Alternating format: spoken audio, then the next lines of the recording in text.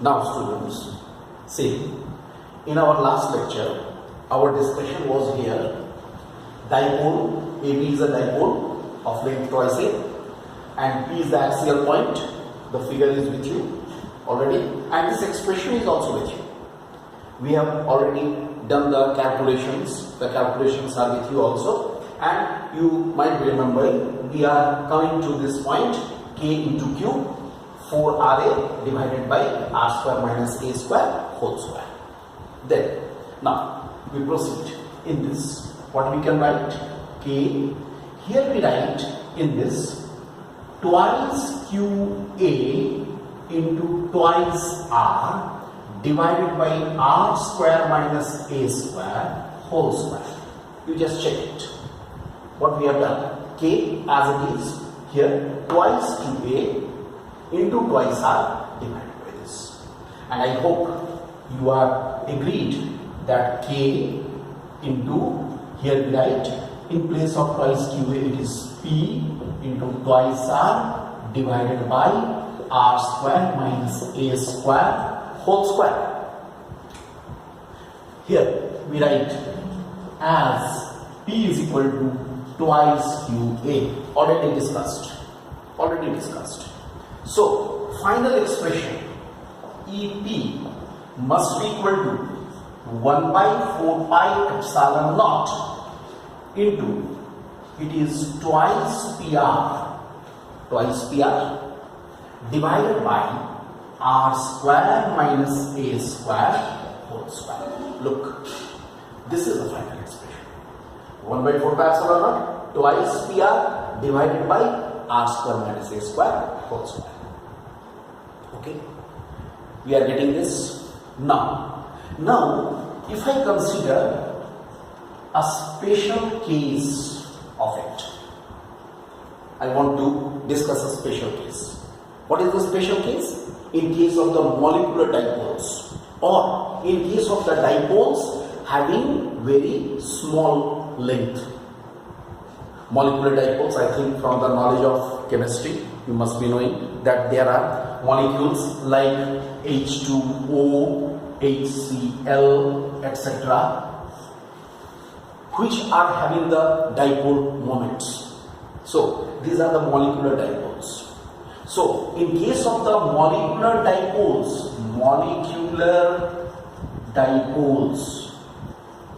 what we can say? A is very small as compared to R, because length of the dipole will be very small, so A will be very small as compared to R. So obviously A square will be neglected as compared to R square. So how much we shall get?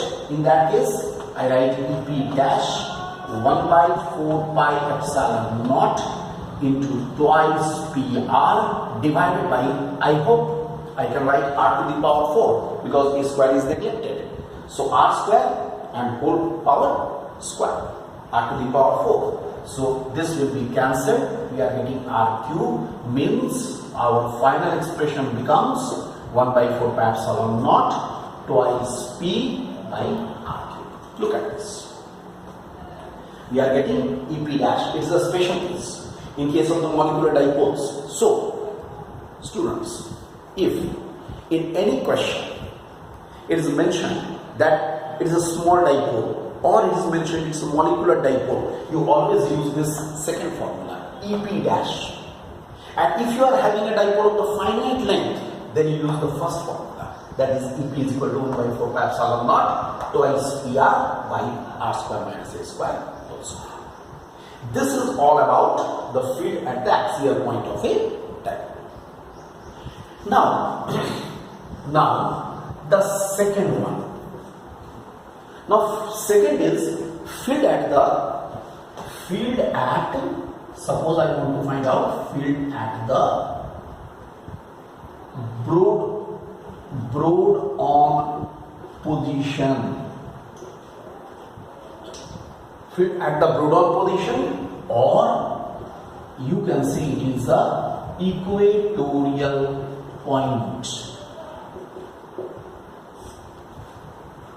Equatorial point.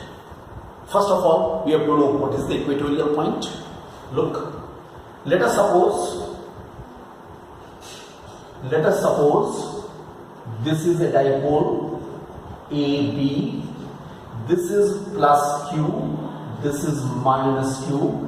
As usual, the length of the dipole is twice A, and its midpoint is O. Then on O, we draw a perpendicular. This is, you can say, it's a perpendicular bisector of this dipole. Alright? And if I consider a point here at this point, here it is Q. Q is the point. Q is the equatorial point. Minus. You have to find out the field due to this dipole at the equatorial point. Alright? Here R will be this distance. The sense of taking R is the same. It is the distance of the concerned point from the midpoint, just like the previous case. And obviously, if you want to determine the net field due to this dipole, then what to do? We join this as well as we join this. We have joined both. Obviously, it will become an isosceles triangle in which base angles will be equal. I hope it's clear to you. Obviously, EA vector must be in this direction. EB vector should be in this direction. You can see EA and EB vectors direction. And from our knowledge of the electric field, I hope you are agreed, magnitudes of these two fields will be the same. Magnitudes, although directions are different. One is away from the positive charge, another is towards the negative charge, but their magnitudes will be the same. Why? Because the amount of the charge and the distance of the concerned point from the charge is the same. That's why we are getting this.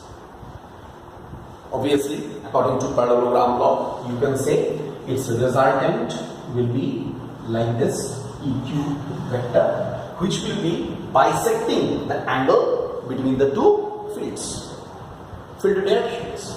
That means this angle must be theta and this angle should also be theta according to the geometry of the figure. Alright, I just leave it to you. You can try. You can find out the value of the EQ vector, magnitude of the EQ vector.